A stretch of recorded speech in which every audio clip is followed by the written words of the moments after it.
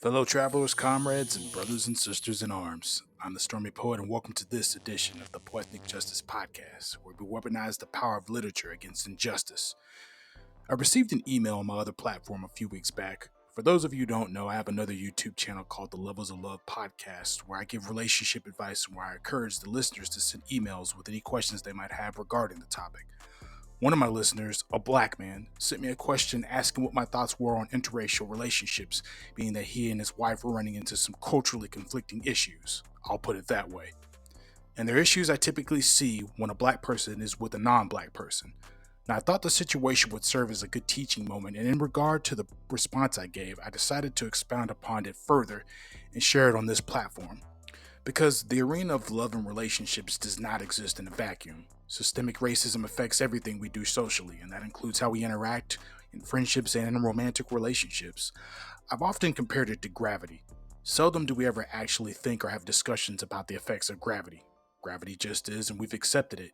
Yet it affects everything in your life, from the air you breathe to how close or far away we are from the sun, to how you walk, to how your house is constructed, to the very water coming out of your faucet. The very fact we still classify each other as humans by color in and of itself is complete and utter insanity, but the majority of people in the world just simply accept it, and we don't talk about it the same way that we don't talk about gravity. When it comes to where you can live, whom you can or cannot interact with, what kind of job you're able to get, what you can and cannot say, and what kind of quality of life you'll have is all influenced by the social construct called race, a social system that was implemented hundreds of years ago and has been running like a well-oiled machine ever since. It's endured for so long and has run with such efficacy, in fact, that it's become normalized in the collective social consciousness, and we simply mold our lives in a manner that adheres to it without us giving it a second thought. Now, before I continue, I wanted to make one thing perfectly clear in what I'm about to say. This message is not to condemn anyone who is black who is in a relationship with a non black person. My job is simply to provide my people with the information that'll be most advantageous in helping them navigate a social environment that is hostile and treacherous to them. We commonly tend to think of committed relationships as being social interactions that would be the safest kind to engage in, when in actuality, it's those who are closest to you who have the ability to harm you the most, and we need to view that aspect through an honest lens. So I'm not here to crucify anyone in that regard. I'm just reporting the current state of affairs. Now, while I'm not going to do that, I'm also not going to endorse interracial relationships on the basis of getting with someone based on racial preference. The choosing of a partner should be based on traits like character, intellect, compatibility, responsibility, compassion, how effective they are with finances, someone who's passionate about something, and someone who has a desire to constantly keep improving. Only a complete fool puts superficial desires like, I think we'd have really cute mixed babies, or dating someone from other races is so exotic, as a leading factor in determining whether or not they should interact with someone romantically. And it's a sad reality that there's a sizable contingent of black people who think so little of themselves and are of such a low state of self-esteem that they believe getting with someone of another race actually somehow increases their value as a human being. These are the ones who have dedicated their very existence to chasing interracial sexual access, even at the risk of their lives being taken away. You know, like the likes of Christian Umbuseli, the black man who was stabbed and left for dead by his white girlfriend, Courtney Clenny. Here you had some white woman expressing open contempt for this man by beating him in public and calling him all kinds of racial slurs, yet this guy is up here making tweet after tweet about how ghetto and belligerent black men and women are. Never mind the fact that there were zero black men or women who stabbed him. He met his demise, allegedly, at the hands of his quote, lover. And she was at the bar not long after, yucking it up without a care in the world. As a matter of fact, it was black women who called her out for that crap and who brought public pressure to actually help get this domestic abuser slash murderer arrested. Yeah, there's a difference between love being blind and having a self-hatred so entrenched, so very etched in your psyche that you ignore every single warning sign that a woman has utter contempt for you. In his mind, he figured that there's no way that this white woman can be racist if she's sleeping with me. After all, why would someone be in a relationship with me if they didn't like black people? Now, family, that is what I like to call willful naivete at that point. It's been made very clear throughout American history that white women have no problem seducing and pressuring black men into sex, only to turn right around and accuse them of rape, which has resulted in the countless lynchings of black men, whether that be physical murder or by reputation assassination, which is another form of murder. Even in the cases where it's been found that the woman was lying, You even had cases of white women lying about black children either raping them or threatening to do so, which resulted in them being unlawfully incarcerated or even worse, tortured and killed. Shout out Central Park 5 and Emmett Till. Emmett Till, who the white woman responsible for his death, admitted that she lied about him flirting with her and got to live to a ripe old age without being punished for her role in his murder. You had slave masters like Thomas Jefferson, who went on to have 6 children with Sally Hemings, a slave of his. I say willful naivete because black people know good and well that someone who's an anti black racist can have triple X rated sex with them all day with a black person and get right out of bed and continue practicing white supremacy. The problem is, though, some of us have such a deep rooted dislike of ourselves that we see interracial sexual access as gratification to our very existence. It's people like these who either ignore the racist cues their partner is displaying, whether subtle or blatant, or they'll just fully embrace the racist ideology of their partner, whether it's of detriment to other black people or themselves. Shout out to Kanye West, who never saw a black woman he'd ever consider marrying. And that just goes to show you, does Kanye West look like he has any respect for himself, or does it look like he despises himself and the people who look like him? Mr. Kanye, slavery was a choice, West. Now, family, that leads me to my next point. Here's an honest question those with non-black partners or spouses should ask themselves. When it comes to standing up for or speaking out against injustice on behalf of black issues, or when it comes to conducting yourself in a certain codified manner in your day-to-day life, does being unapologetically black make your partner uncomfortable? Furthermore, do you think they would support and assist you in your cause? If they are the type to get squeamish or put off anytime you start talking the way I talk or about the stuff I talk about in this podcast, or if they just leave you to do all that quote black stuff over there while they do their white, Latino, Asian, or whatever stuff over where they're at, and they're on that, why do you always got to talk about that black stuff tip? Can you really say that they genuinely love you? And that's a mighty damn important thing to consider, being that in a relationship with a black person, you and your partner need to be on the same page when it comes to how you navigate this climate effectively. Does your non black partner know how to keep you safe should you both get pulled over by the police? Does your non black partner actually make it a priority, not a hobby, to study black history on at least, if not daily, weekly basis so that they have a clear understanding of your relation to this country? Do they strive to have competent insight into the immense hurdles you face in society every day and an appreciation for the immense struggle it's taken you to overcome those hurdles? Do they have a clear understanding of just how much harder you have to work to achieve the same success as your white counterparts? Do they have an appreciation and reverence for your ancestors, a genuine gratitude to them for literally building the richest nation in the world via hundreds of years of free labor, innovation, architecture, the construction of the infrastructure like the railroad, and doing all this while enduring physical and economic terrorism instituted by the federal government itself?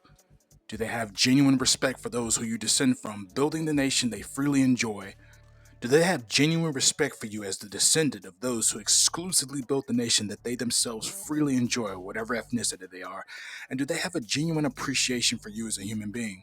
Because when it comes to non black men and women of other ethnicities, in many cases they don't enter relationships with black men and women because they desire to love us holistically.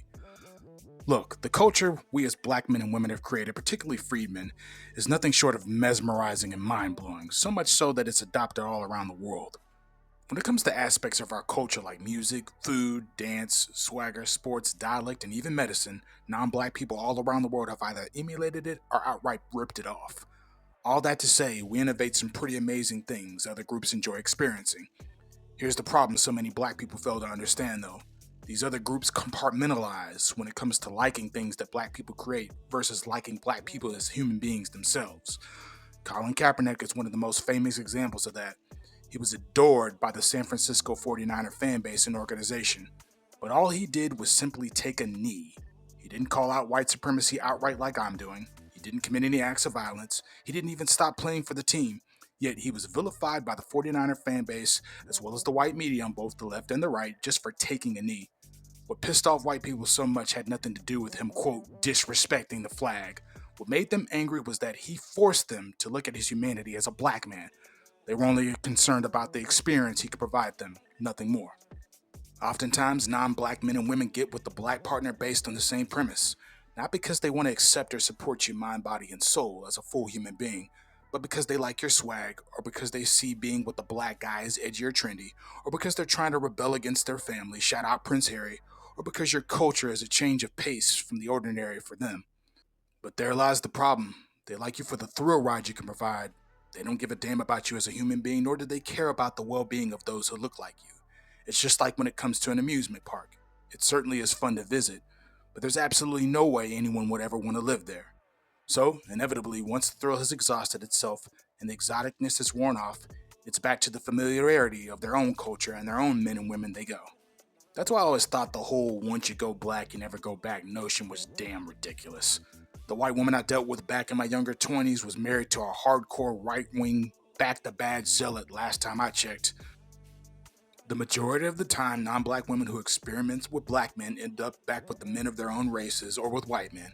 The older a woman gets, the more she begins valuing things like familiarity, which is why she begins gravitating back to the culture she's already experienced with the culture that's worked best for her up until that point, and that doesn't have to, quote, deal with all that black stuff.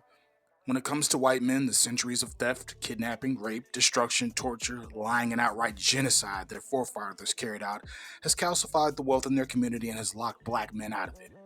Thing is, though, there is no part of female nature that tells them to question how a man achieved his wealth. They don't question nor will they ever investigate if some white man directly or indirectly was afforded the economic and professional opportunities he's obtained through the generational pain and suffering of others. Shout out Elon Musk, who got his inheritance via apartheid. Female nature says to pick the winner and to not question how they got to the finish line first. So that's why I say, or with a white man. That's part of the reason you see so many Asian women with white men. It's actually considered a level up if you can get with a white man in many Asian communities. All that said, family, I could never condemn a black person for being in a relationship with someone non-black. And for the record, I'm sure there are some interracial couples out there who get busy and make progress against systemic white supremacy. Problem, they're so far and in between I can't name them, nor have I ever met one. I'm not exaggerating about that, folks. I bet you haven't either. While there certainly are non-black people willing to get in a relationship with someone and who are willing to go to war with anti-black racism, the thing is they're far and in between. There's no groundswell of non-black people doing that, and that's just me acknowledging reality. And we as black people have to accept that as reality when it comes to who we choose as a mate. If for nothing else, we need our mate to be fully aware of the specific challenges we face so they can, most importantly, inform our very offspring on how to survive living in a society that is targeting them on every front. Even if you are in a relationship with another black person, you should hold your mate or potential mate to those exact same standards. Because what in the heck good does it do to be married to another black person when you're in a marriage with the likes of a Ben Carson, a Herman Cain, or a John Lewis and their wives?